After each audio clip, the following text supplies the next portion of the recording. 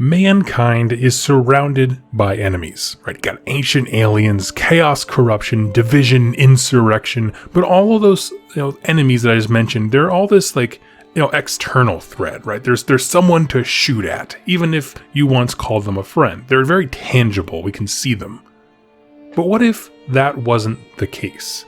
How do we face a threat that we cannot distinguish that it is one in the first place? And even if we can see it, is there a point where nothing can save us? What I'm talking about is a parasite, one of unimaginable complexity and abilities that boggle the mind. A species among us that hides in plain sight. Because we're talking about one of my favorite factions in the Warhammer 40k universe. And that mainly because the systems, society, and beliefs of billions have been hijacked by a parasite. One that looks just like us, or at least he can. And when you live your life, raise a family, and work daily, we assume for the most part that those around us are experiencing the same thing we are. But what if the person you chatted with at work wasn't who you thought they were? That they were part of something truly terrifying and horrific. And the face that you laugh with and you see daily and you grow up with was nothing more than a complex mask. And at any moment, like the flicking of a switch, they can become the existential horror that they truly represent.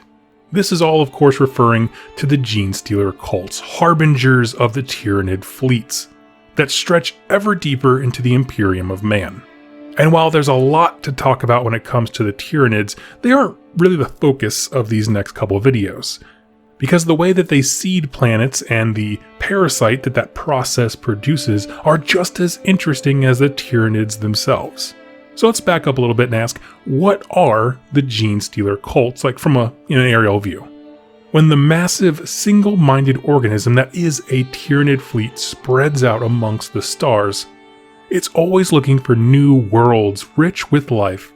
But it needs a heading, right? Where do I go next for my next meal? And to aid in this, it essentially sends out scouts. Creatures known as Genestealers are launched into the void. Their mission? Land on planets, and as the hive approaches, broadcast a psychic signal to let them know food has been found. And that interaction that I just described in a couple sentences is what this entire army is about. Across the galaxy, over thousands of worlds, an amount of time that's hard to fathom, it's all about looking for dinner.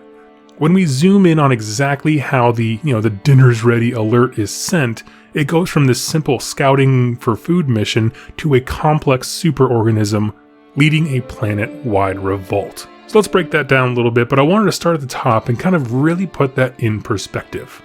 While this is the end of the world for humans, it's just finding dinner for the Tyranid. And this process begins, as I said, with a Genestealer. These are often the elite infantry of a Tyranid species. They're very melee focused in the game, that kind of stuff. They have some of the nastiest things you can encounter without being, a hero or their equivalent. They're faintly humanoid, have 4 arms. Each is laced with powerful muscle and razor-sharp claws, and they can rip anything from people to tanks if you give them enough time. And while these creatures mostly move in massed packs when we see a Tyranid invasion, they do something quite remarkable when they're all alone. So what we're going to do here to kind of put this in perspective, we're going to follow a Genestealer on this journey. From the moment they leave the hive, it can survive centuries in the vacuum of space and awaken on a host world, assuming it has biological life and organic matter. Its first task is to retreat to the shadows and learn about its new environment.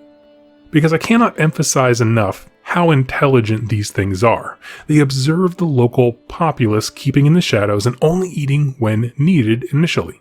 And going forward, we're going to assume that it's landed on a planet, populated by the Imperium, and we'll cover the more exotic possibilities later when it comes to them infecting Eldar and orcs and that kind of stuff. So it's going to learn about this world as much as it can on its own. And then it begins a biological process of change. It grows bigger and meaner and smarter. And at this point, it's ready to begin colonization. It selects its first victim. This person is given what's known as the Genestealer's Kiss, an act that deposits Tyranid genetic coding and makeup into a human, kind of turning them into a living incubator.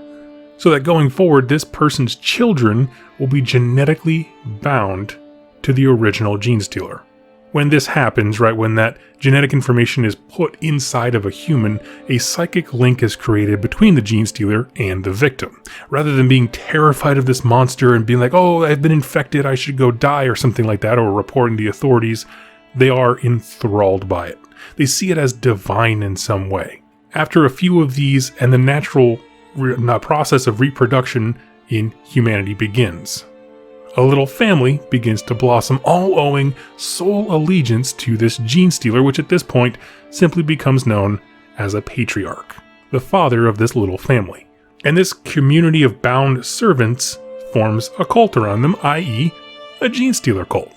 It's important to note that the kind of spreading, and manipulation on a genetic level that I'm talking about takes generations, right? Sometimes hundreds of years, because these creatures operate on a cyclical pattern. And since they're hijacking human reproduction, they move at that pace, or how fast humans can reproduce. So the patriarch infects people with Tyranid DNA. When those people give birth, they do so to the first and second generations of Genestealer cults. At this point, they are much more alien than they are for human. There's no way anyone could be fooled into thinking that they're humans. They have like somewhere between 3 and 4 arms-ish, monsters that live in the shadow, but they're really important to the procreation process though. In addition, they have an important role as fighters when the future, revolution happens and the cult goes to war, which of course we'll get into in the next video. Next up is the third generation. Now these can pass for humans. They're called Neophytes. These people often make a living as miners and hive factory workers, any place that can blend into society. And this is important because it's the first wave where the cult is really reaching out and interacting with the populace of its host planet. Now, next up is the fourth generation, and these are almost indistinguishable from the host population. And this is what I meant earlier when I talked about like your friend and your neighbor, maybe your senator, 40K equivalent of senator, just someone prominent, a face you trust that you've relied on, being a true monster with the mask of humanity. It also is the generation that brings us some of the most prominent characters that we can interact with, so like the Magus and that kind of thing, where they're very powerful figures within the game as well. And lastly is the fifth generation. This is the one that trips a lot of people up.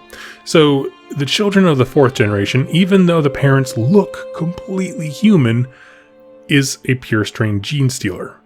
The baby is born, it's clearly an alien, it's like 100% a pure Genestealer, but they protect it and they coddle it like it is a baby. Through incredibly complex genetic coding, the DNA that is put into the initial hosts has a timer, that on the fifth generation, it makes a carbon copy of the patriarch. At least, I mean, when I say carbon copy, I just mean it's a normal Genestealer. And while it sounds weird that they keep getting more and more human and then bam, pure alien baby, this is actually fundamental to how the cult spreads. These fifth generation children, meaning pure Genestealers, will hide away in the shadows or aboard cargo ships to spread out and seed other worlds, becoming patriarch, and repeating the process all over again. And it's easy to miss while you're following the different, generations, just how much time is passing. This takes an immense amount of time to happen, constantly bringing in new hosts all at different points within this cycle, reproducing at an astonishing rate all below the surface, trying to remain as secret as humanly possible, or I should say, as tyranny as possible. And all of these creatures, no matter how human-like, owe absolute loyalty to the patriarch. It's part genetics and part psychic domination that assures loyalty. The end goal of all of this, genetic modification, all kinds of stuff, reproduction, sneaking, and spreading, is to prepare the planet for the arrival of the Tyranid fleet. You see, the Tyranids, I made it very clear, they're all about feeding, right? Consuming biomass on a planetary scale, leaving its victims as dry husks of rock floating in the void. To make this life possible, it always needs to be spending less biomass to conquer a planet than it gains as it consumes the world. Meaning, the reward has to be worth the risk. Well, what if the planet that you're approaching was not only not fighting you very much, so you're not losing a whole lot of, troops and energy and that kind of thing, but what if they were ready and willing to be consumed? it would expend a lot less energy to conquer. That's fundamentally the goal of sending out these Genestealers. And of course, all the process that goes into creating a Genestealer cult.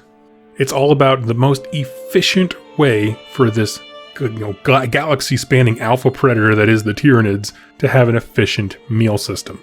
And in this episode, we've been talking a lot more about the alien side of things, right? Sending out the Genestealers and how they infect and the cycle that it goes through with the host population. But in my next video, we're going to talk about the really fun part, when those Genestealer cultists rise up and rebel against the Imperium, in an effort for the Tyranids to descend upon them. But I wanted to end this video talking about why is this cool, right? Specifically with the stuff that I covered in this video, why is this concept of sending out Genestealers to seed planets so interesting? Well, one, I am a huge fan of cosmic horror. This idea that there's a superorganism that we cannot even kind of grasp that has such mastery over instinct and genetic coding and that kind of stuff that it can do exactly what's happening here. We look on Earth and we have some incredible interactions between species where they kind of evolved, to work together in very complex and efficient ways, but this is far and above anything like that. This is genetic programming, compared to our best supercomputers. This is just absolutely nuts. It uses the societies we create against us, right? People want to shun and push away the lower class. Well, that's where it breeds. It's where it starts. And so people aren't even kind of looking for where it is. We're going to talk a lot about more of that in the next video, but suffice to say, it makes a Genestealer cult extremely hard to root out. Anyway, friends, that is my thoughts on the Genestealer cult part 1, and we'll be back tomorrow with part 2. Thank you all so much for watching and listening, and I'll catch you in my next video. Happy wargaming. Hey everybody, I hope you enjoyed that video. It was made possible by the folks over here to the left. These are my top supporters over here on YouTube and on Patreon that keep this channel going. If you'd like to learn more about how to become a supporter and get some cool things in the process, like exclusive pictures and interactions with me and get your questions answered here on the channel, go ahead and click any of the links down below or the join button on the community page over on YouTube. Regardless of your choice, I wanted to thank you so much for joining me with this video, and I look forward to seeing you in my next one. Happy wargaming.